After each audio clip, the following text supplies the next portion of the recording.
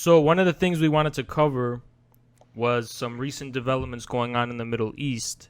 And the reason that I specifically found it significant was because I feel like the current debate and conversation that's going on among leftists about the Middle East and US imperialism and stuff, it doesn't really care about what's going. It's really oblivious to what's going on in particular, right? It's just focusing on this dichotomy between the anti-imperialists and the US, as though there's no actual history going on in the Middle East itself. And I find it really interesting how right under the noses of leftists in general, I don't know, Western leftists or maybe just leftists in general, there's a lot of history that's going on right now and formations of power that nobody's really paying attention to.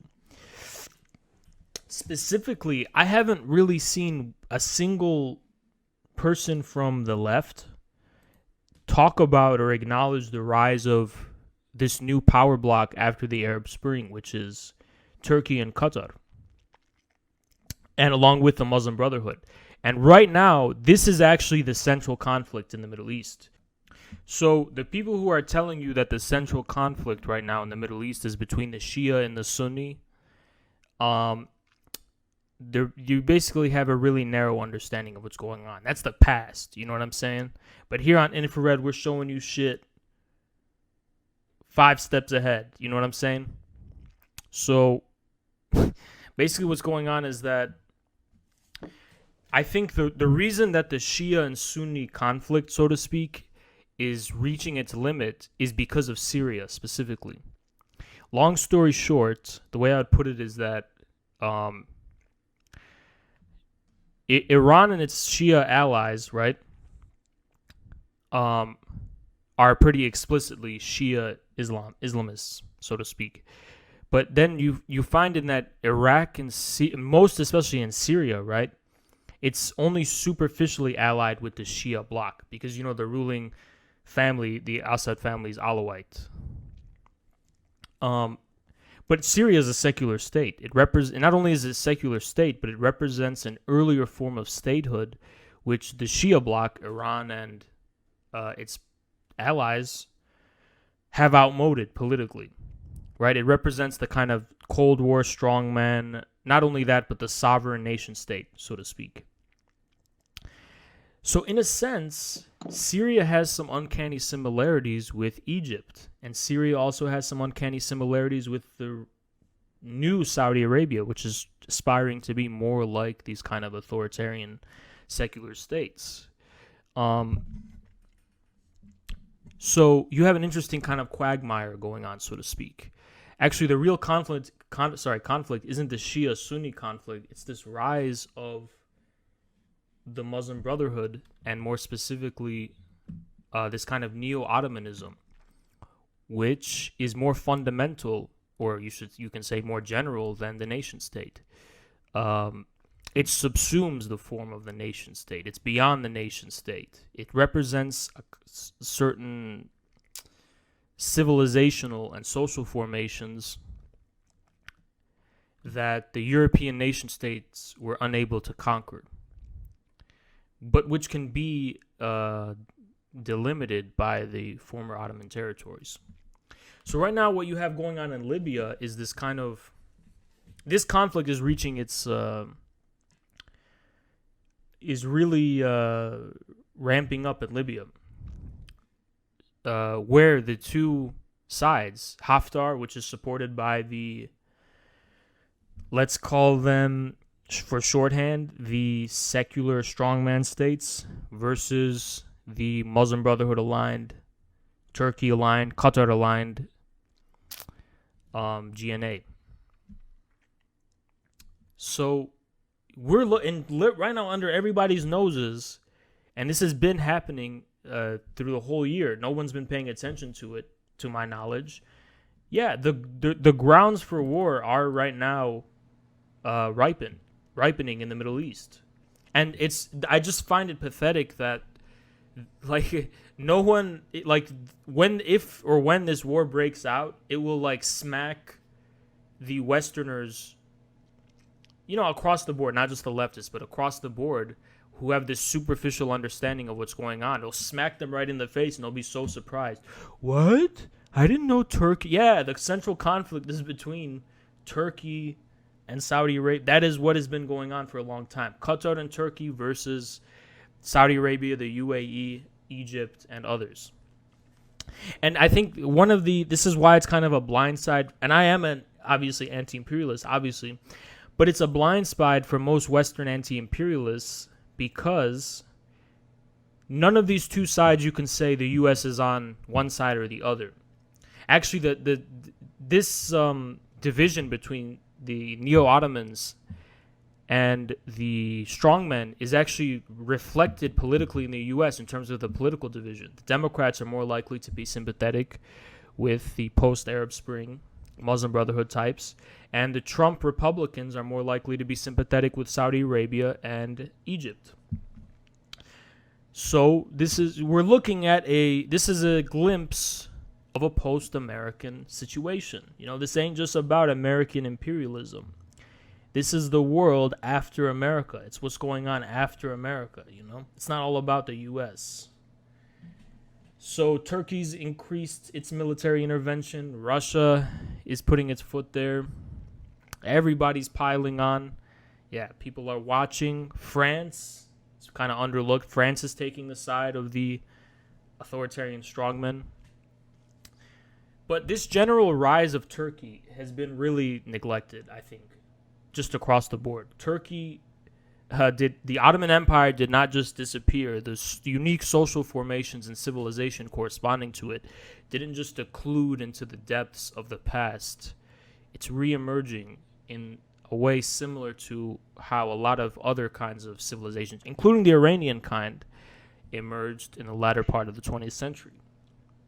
And Turkey's mark upon the Middle East, the social formations that corresponded to Ottoman rule, have persisted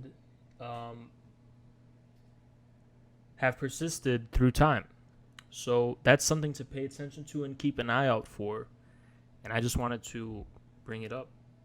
It's kind of like with Turkey, at least. Correct me if I'm wrong, but it's kind of like an internalized multipolarity in terms of this millet system, Mm-hmm. and that this is the vision that has survived since Ottomanism and what they see. But I don't know the Saudis, besides Wahhabism, I can't pronounce these. Yeah, I think the Neo-Ottoman response would, well, actually I think Iranians and others think this way too, is that Saudi Arabia isn't a real nation.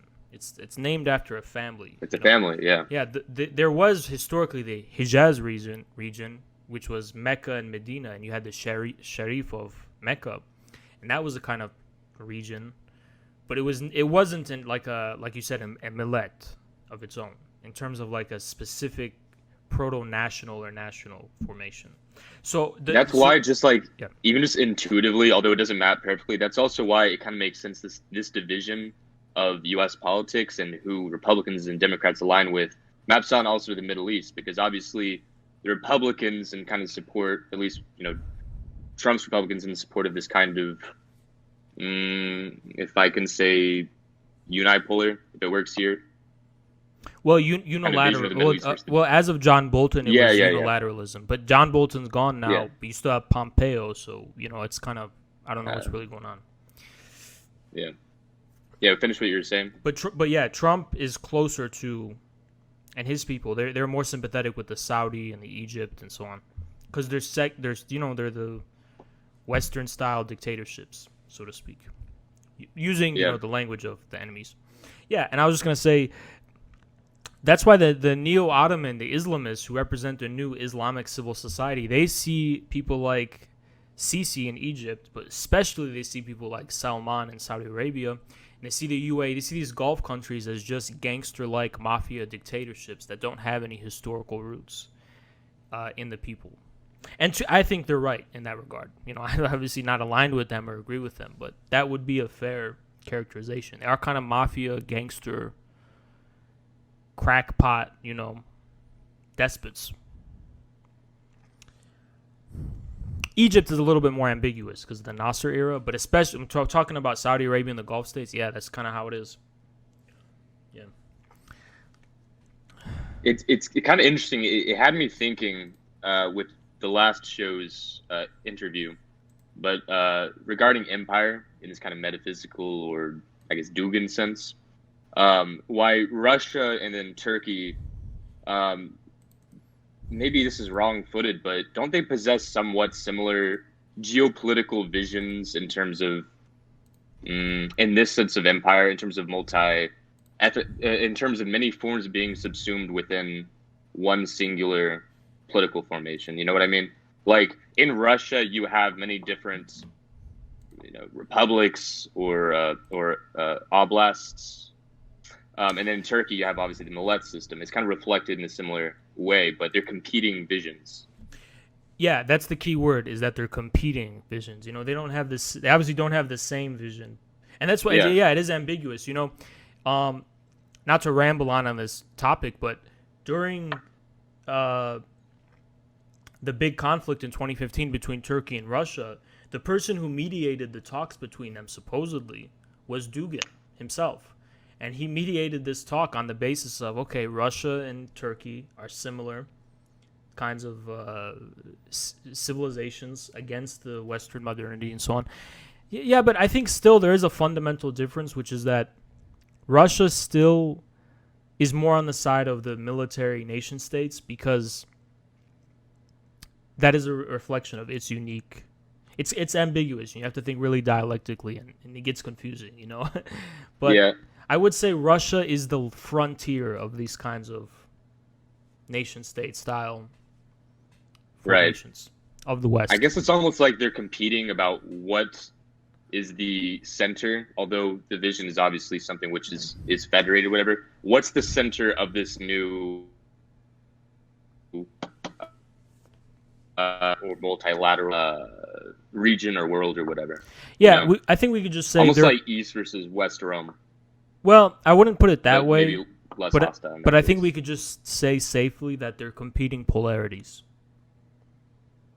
They're rivaling polarities. It's a breakdown of the League of Nations, the United Nations, the Brotherhood of Nations, the Commonwealth, of whatever you want to call it, of globalism, and these rivaling polarities which are vying for the mantle of globality.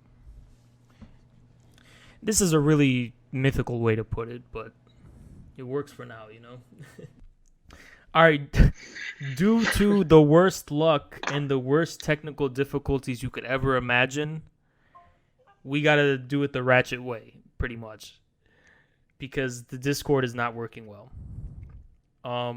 In terms of Evan and what he's trying to say. So I'm going to put him on speaker and allow him to speak. So here he is. All right, what's up? So adjacent to this issue on Turkey's increased military intervention in Libya, we have an issue that's a little bit further south.